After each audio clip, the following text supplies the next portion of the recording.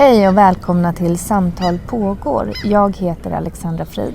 Och jag heter Alexandra Härlitz.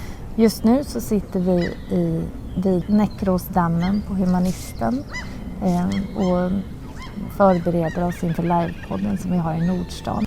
Och igår var vi faktiskt i Skövde på Konstmuseet och där öppnar idag en utställning som heter Androgynous Protection.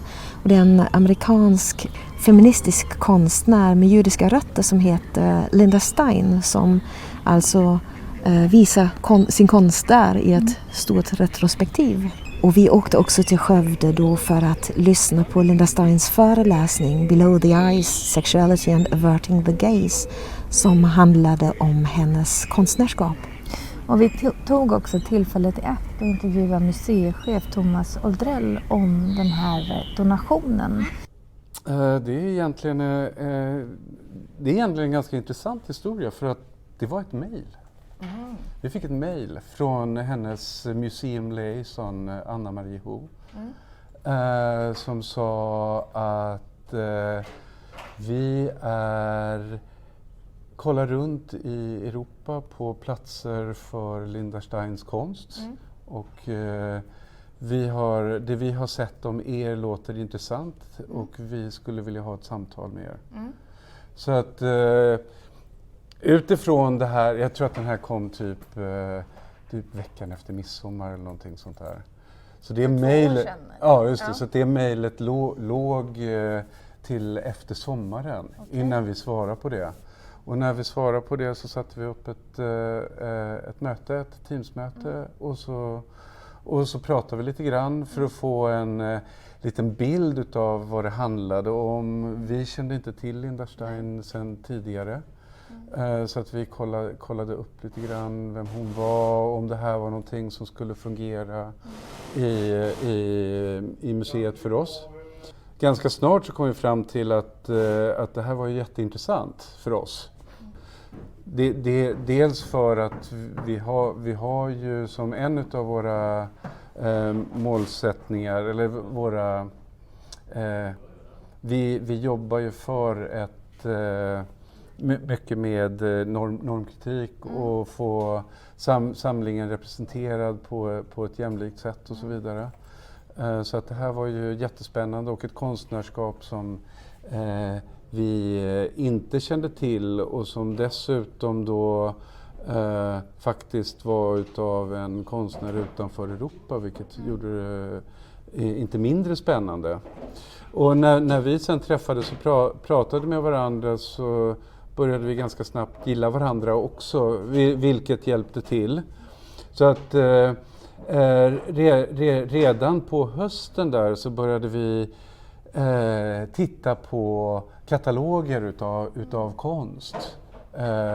Vad vi ville ha och så var det, ja, den här hade ju varit rolig att ha och då hade det varit kul att ha den också. Och så säger Linda att ja, men då kanske ni vill ha den här också. Så det blev ju till slut blev det en ganska stor samling. Det är nästan 120 verk som vi har fått, vad ska man säga, 114 verk är det väl, och sen så är det några verk som vi kommissionerade, bland annat den här Holocaust Heroes-serien har vi en variant av som heter Unique Variations. Så att vi har en egen utav dem som hon har producerat nu under det här senaste året. Och hur många ska ingå i den permanenta samlingen eller utställningssamlingen? Alltså den tänker vi att den kommer vi variera och göra olika utställningar med, men det blir ju en ganska stor del utav de verken. Om man tänker sig att det är då 120 verk så tänker jag att det handlar ju i varje fall om ett 30-40-tal verk som vi kommer visa i den. Så att hon får liksom som en hel flygel i museet nu. Efter sommaren kommer den invigas. Har ni fått någon respons på den här donationen? Från allmänheten eller från... Ja, det har varit många turer i kommunen till exempel. Det var många saker som handlar om allt annat än konst.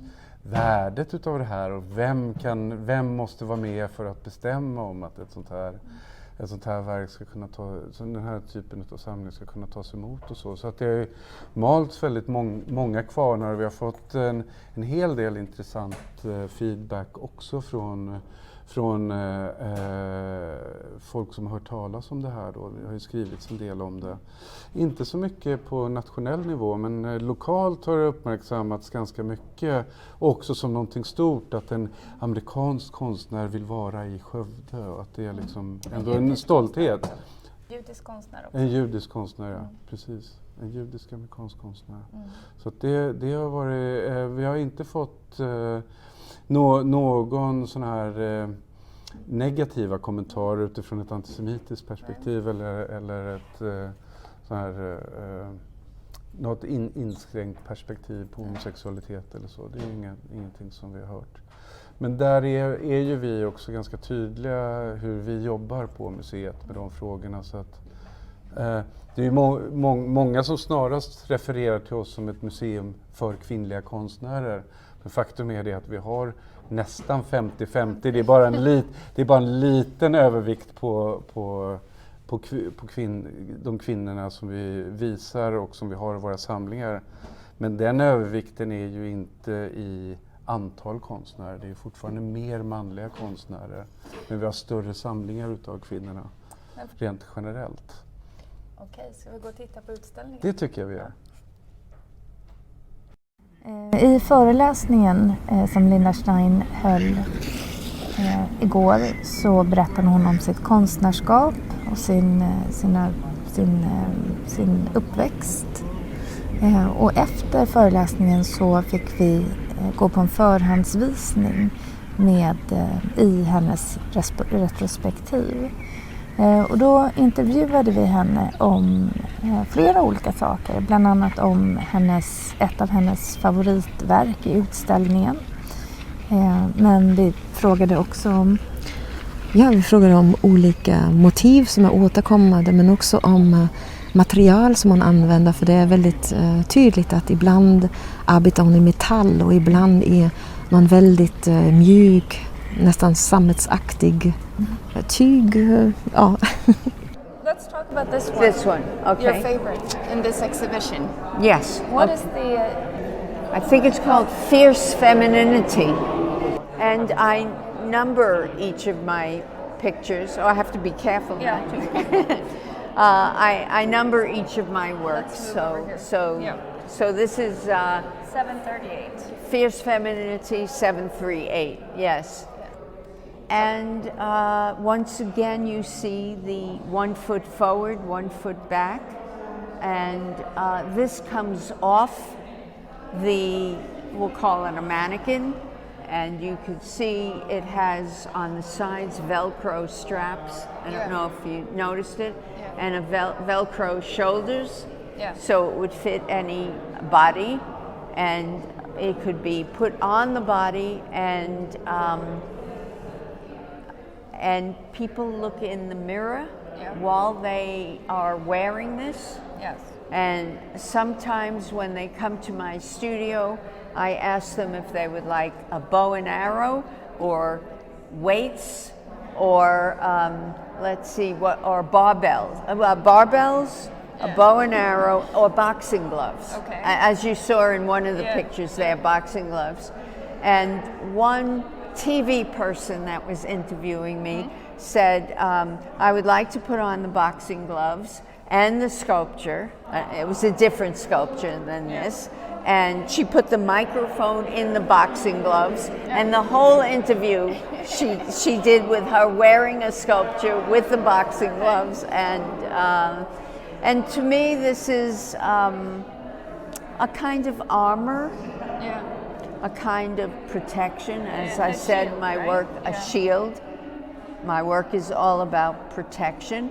And sometimes I film people when they come to my studio, and I ask them to look in the mirror as they try things on and tell me how they're feeling and sometimes you get such interesting responses. So one man put on the one with the W, and he said, "Oh, I feel pregnant. I feel like I'm pregnant. I always wanted to know what it felt like to feel pregnant. This circular here makes me feel pregnant." And then another woman said, "I feel like just patting myself all over. You know, it's almost like I could play music while I'm wearing this." And then she put on another one to show how sometimes there really is a brain change when you look in the mirror. And she said, "My mother died 3 weeks ago, and I feel like I'm holding her in my arms right now. I can't breathe. Take this off me."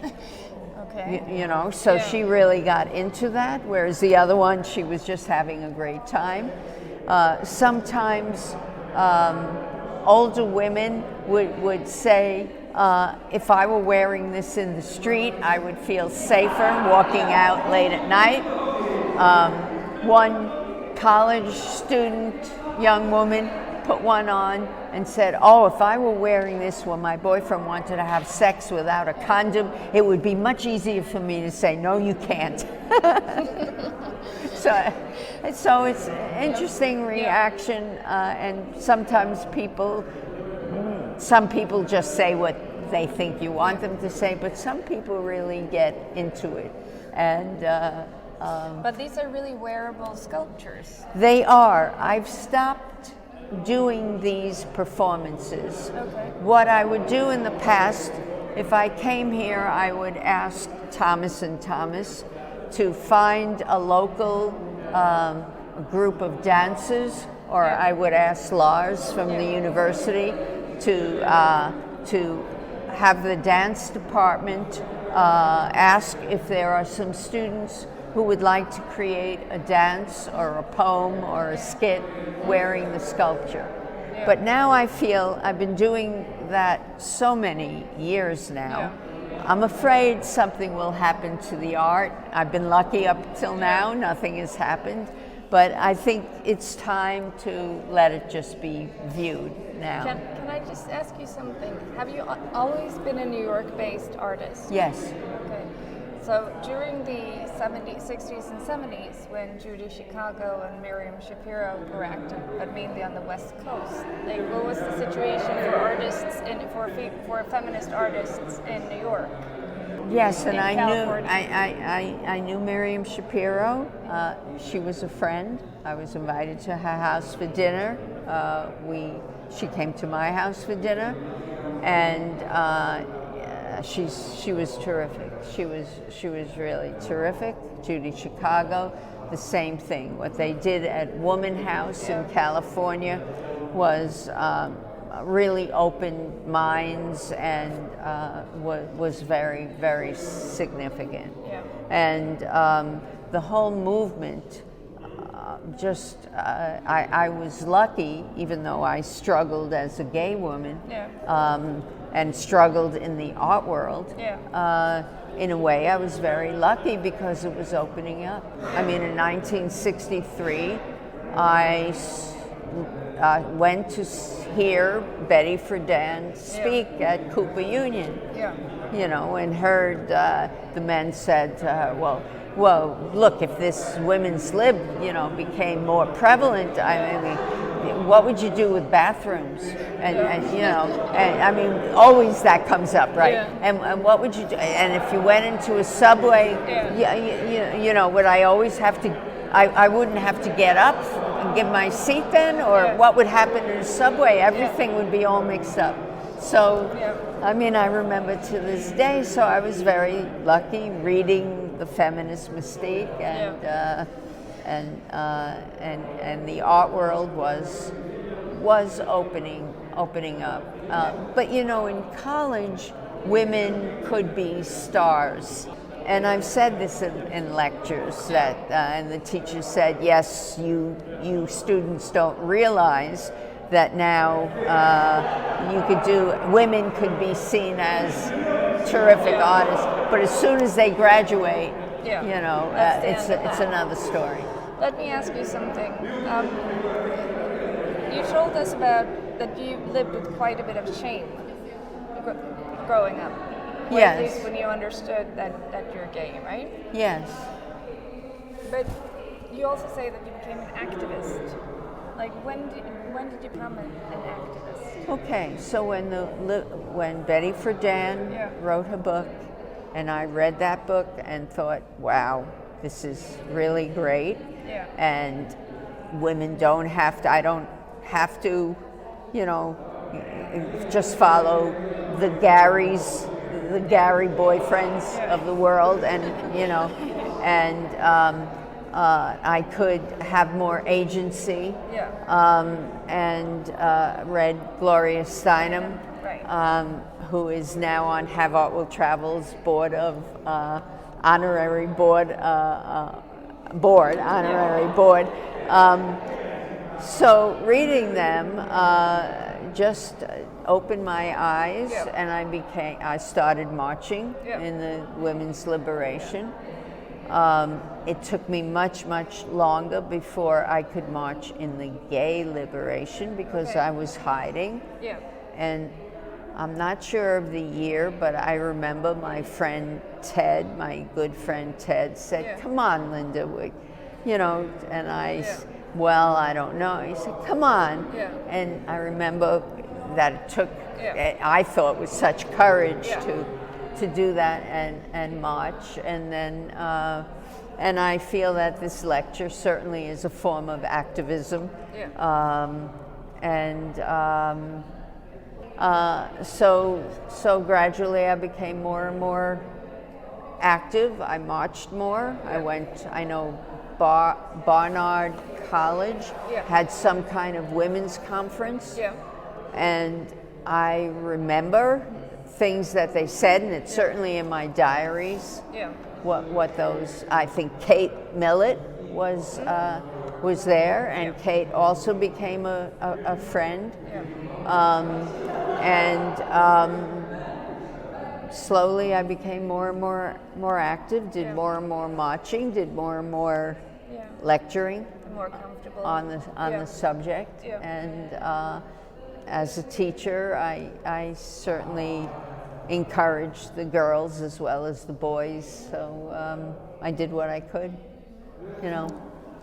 Can you tell us more about the materials that you work with? Because some of the parts of the sculptural works over there look almost like some kind of metal stamps. Yes. And over there, these ones, it's like the text says archival pigment and it's on a very soft fabric. Soft fabric, yes. How do you what do you think about the materials you choose, and how do you choose? These are, all this work now is a part of the permanent collection of the Skövde Museum.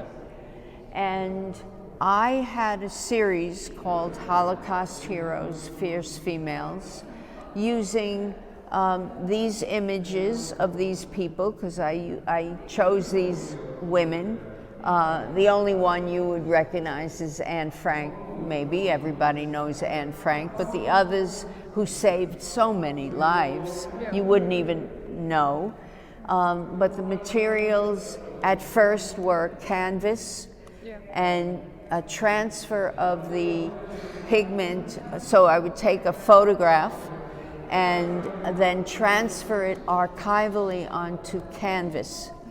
And when making these unique variations specifically for the Skövde Museum, I transferred archivally images of these women and the icons, comic book icons, and maybe some religious icons. It was transferred archivally with a certain machine that does that. And that's what you're seeing here. Tell us about the Wonder Woman character. You have it on your jacket as well. And I mean, Yes. I know the character from the comic books. Yes. And I know what she stands for. But what does she mean to you? Okay, so 9/11 was really what changed my art and my life, coming from that. And So I would make these figures like the one on the wall, and I thought, what am I doing? It looks like armor, it looks like shields.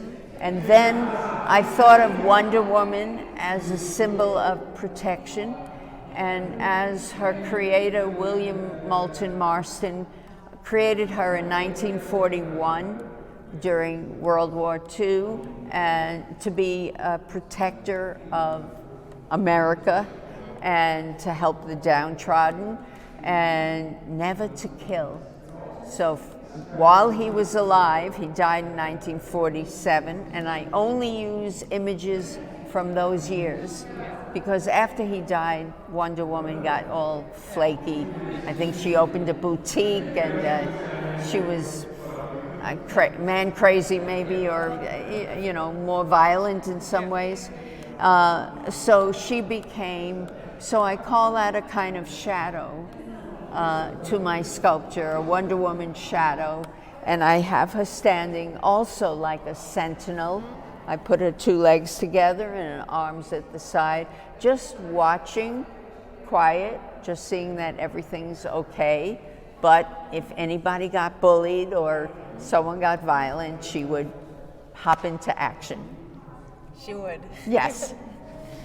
That's it. Thank you very much. Oh, my pleasure. My pleasure. I think the work you're doing, the feminist work you're doing, is really significant. Well, thank you. Yeah. Vi är ju intresserade av konstnären som entreprenör och donationer och så vidare. Så det var intressant att få veta lite mer om hur den här donationen hade gått till och hur man bygger en utställning med en samtida feministisk konstnär i en stad som Skövde. Tack för att ni har lyssnat. Tack för att ni har lyssnat. Hej då. Hej då.